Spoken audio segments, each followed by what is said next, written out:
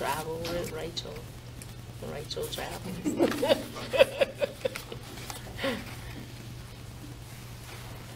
She said, all right, now, Miss Chapman, I'm traveling right This is just straight live, right? And these two also. We got 6 cameras on. What happened? Okay. But it's just What we recorded. did earlier, we're doing it again. Okay. Y'all deleted our other phone? Yeah, we did that. Dang, The whole it was thing? so Yeah, good. it was so good, right? That's what irritates me. If something goes wrong and we have to do it again, that spirit gone. This Wow! Wake up, girl. The interview you just did sounded excellent. Really? Real good. Oh, okay. Ow. Awesome. All right. We I'm so ready to rock and roll it. So I'm ready to eat. right.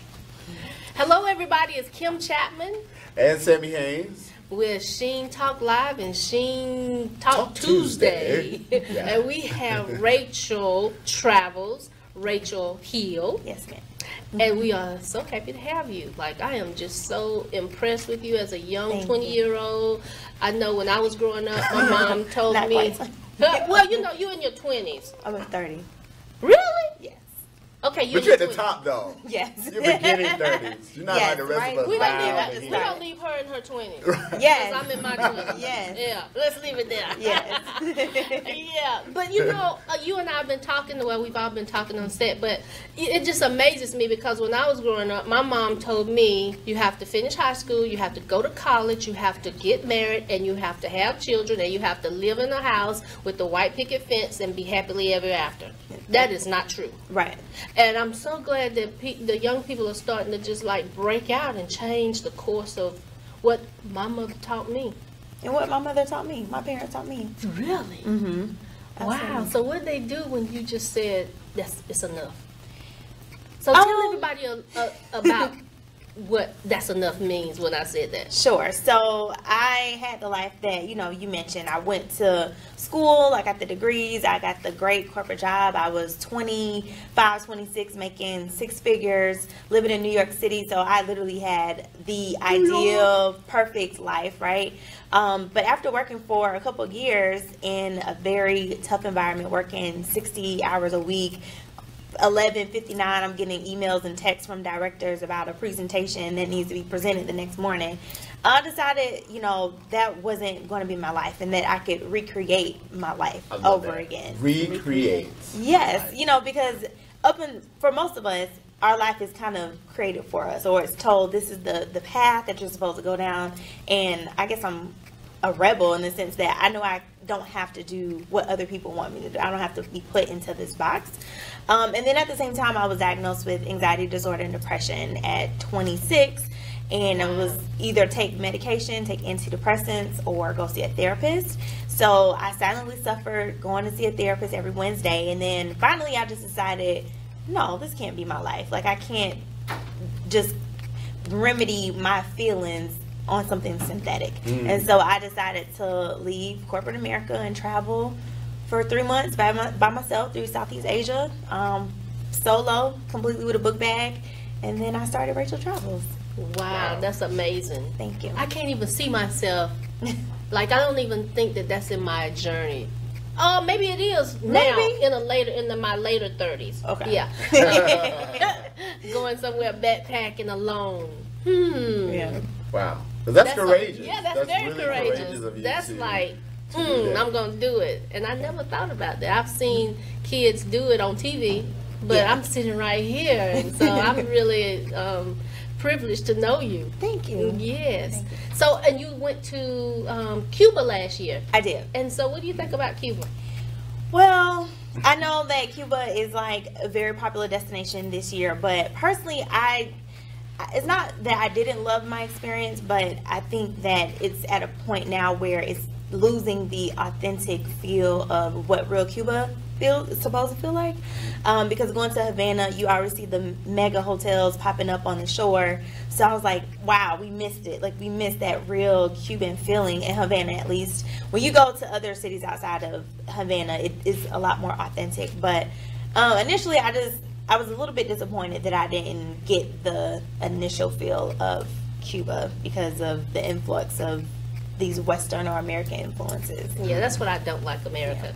I don't think that America should go somewhere and make it America. Like, you should have the basic human needs, and, you know, of course, internet, which is a very major human need these days. Yes. And just let people be who they are instead of going in and trying to make people to be who you are, you know, what America is.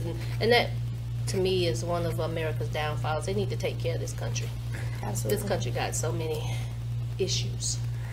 The United States. They don't see it, though. They should invite, I should be president. Yes, All right. Kim for president. If Trump can do it, I know I can do it. I know that's right. That is Hello, a highly new conversation. We talk about President Trump. Yeah, we will make Wow. that for another day. Yeah. So you do believe that the world is in education? Absolutely. And why do you say that? I believe that. Well, from my travels alone, I've just seen how I've evolved, even with my perceptions and my opinions. You know, my experience, or our experience living in the United States is very much a bubble. Like, we are so privileged. And as much as people think, like, I grew up in the projects, I grew up in the hood, I guarantee you had a roof over your head. You probably had, even if, you know, at the poorest, you had maybe food stamps or people that are willing to give you a hot meal. But what if you went to a country and you don't even have shoes, or you're sleeping on the streets and your whole family is on the street? Right. So it really has opened up my perception of what we consider even about politics. And, you know, as much as we talk about our corrupt government and, you know, our new president, we're not dealing with a shortage of things like milk. Like, you can go to Venezuela and they don't have milk or any food, and there's a lot of things going on. So I think through travel, it allows you to see how privileged we are here and how blessed we are. But it also makes you more tolerant of the things that you deal with here, and more open to what other people's opinions and experiences are as well. So I really encourage travel, just so we're not in a box with, you know, well, this is my experience and that's it. You have to be open to other people's experiences as well. So you don't find many of us traveling? Unfortunately not, and that's why with my brand I really want to change the narrative of what it means to be a Black American traveler. For so long there's been limitations, and it's all mindset, right? You know, at one point we didn't have maybe the resources to travel, but in this day and age we have the internet, we have travel influencers, we have the funds. Black Americans, this is a tip, Black Americans, or a fact, we spend $40 billion annually in travel alone. So we spend a lot, but it's only to Mexico, cruises, and Jamaica. So what if we took those dollars and traveled to other places? What if we went back to the continent and, you know, invested there, or, you know, did those kind of things? So my goal is to really show people that you don't have to be fearful that they don't like Black folks. No. I heard that they don't like Black people here. And I think that's a big not thing. true. That whole fear thing, you know, Absolutely. it's kind of passed down. Right. To There's you no to be fear. afraid. Right. And it shouldn't be, but I Absolutely. definitely think it's like passed down to people, for people not to go to other places that they don't know about, like Jamaica, Bahamas. I think that's common. Well, you know, it probably stems from them not wanting us to read. So if you don't want me to read, you don't want me to travel to see what else is going on in the world. Because it's all education. Yeah, you want to and exposure. Exactly. Absolutely. You want me to have that tunnel view, and nobody needs that tunnel view. Wow. No. So, Go ahead. So, you know, in your travels, tell us some of the places you've gone, so we at least have a point of reference to you being Rachel Travels. So I've been to all the continents except for Antarctica. Hopefully somebody want to sponsor me, please.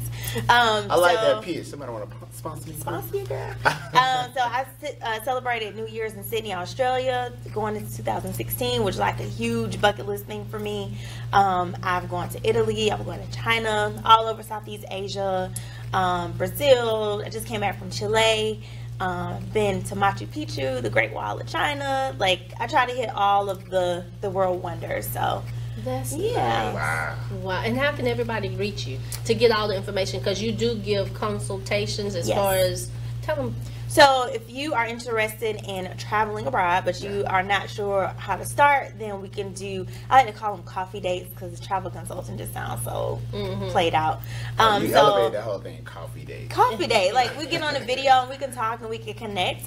So I will help you, you know, go through what it means to plan a trip or how you can start. And then also do courses. So, for example, how to book an international flight for under $500, or how to travel like a boss on a budget, where I show you how to have these amazing luxury experiences but not breaking the bank. Yeah. And then also I'm moving into helping people brand their travel brands, because now that there is this Black travel movement, a lot of people want to share their travel experiences with their audience. I'm not for everybody. I'm not a mom. I'm a young Black woman, and there are other types of people of color who have different audiences than I do, but I want to help them build brands with intention, because I didn't build with intention initially. I learned along the way. You went for freedom and liberation. Right, and then thankfully it turned into a business, and it became intentional, but I want to help people start with intention and then monetize it too. There you go. Of course. Yes. Now, I have to ask you this question. Yes. What was your favorite place? Because I thought that was just so interesting to me. Your favorite place that you have traveled? I have a lot of favorites, but I think Thailand probably is top 3 for sure. It's really inexpensive, but above all things, even if you don't speak Thai, the people are so loving and so hospitable and so warm, and they will go out of their way to help you. The food is amazing. As we discussed earlier, you can have lots of experiences. So the beaches are beautiful, and if you love beaches, you can have a beautiful bungalow and not spend all your money, like a bungalow right on the water. Or if you like trekking, you can go up north. And if you like the big city, you have Bangkok and, rooftops and that sort of thing. And even with the language barriers, there's always apps that you can use to translate. So I believe you might have some Asian in your DNA.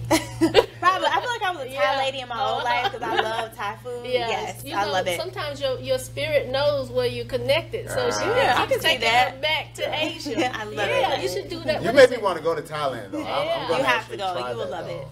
Me too. Yeah. Now that she's the energy that she's giving it, I got to go next year. Maybe this year. Yeah, why not? Yeah, maybe this year I'll go. Might as well see the world. Absolutely. So again, tell everybody how they can reach you. Yes, so if you want to reach me, it's www.racheltravels.com and at Rachel Travels on Instagram. Rachel spelled Rachel.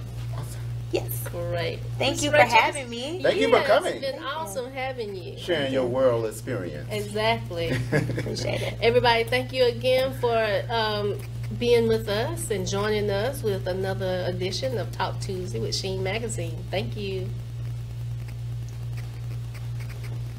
Cut. Yeah.